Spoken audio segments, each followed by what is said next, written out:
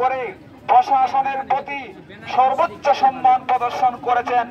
আমরা ওনার বক্তব্যে বিভিন্ন জায়গায় শুনেছি সব সময় দেশের পক্ষে, রাষ্ট্রের পক্ষে, মানুষের পক্ষে, মানুষের কল্যাণের পক্ষে, কোরআনের আলোকে তিনি কথা বলেন।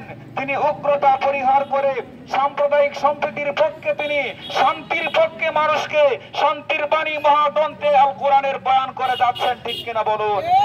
ওনার বিরুদ্ধে উনি কোরআনের কথা বলেন, ইসলামের কথা বলেন, মানুষের কথা বলেন, কেন ওনার বিরুদ্ধে মিথ্যা মামলা দেওয়া হবে, ষড়যন্ত্রমূলক মামলা দেওয়া হবে?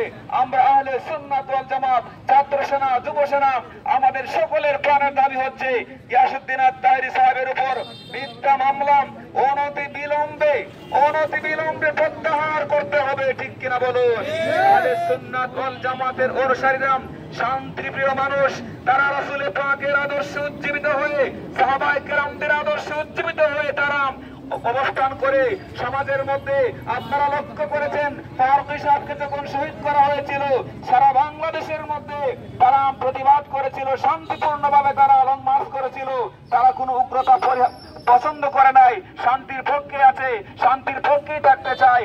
আমরা প্রশাসনের প্রতি সর্বোচ্চ বিনয়ের সাথে আবেদন করব, দেশকে শান্তি এবং সুশৃঙ্খল ভাবে পরিচালনা করার জন্য আমরা আমাদের আহলে সুন্নাত ওয়াল জামাতের নবীর পীর মুফতি গিয়াসউদ্দিন তাহেরি সাহেবকে অনতিবিলম্বে মিথ্যা মামলা প্রত্যাহার করার জোর দাবি জানিয়ে আমি আমার সংক্ষিপ্ত বক্তব্য শেষ করছি। আসসালামু আলাইকুম ওয়া রাহমাতুল্লাহি ওয়া বারাকাতুহু।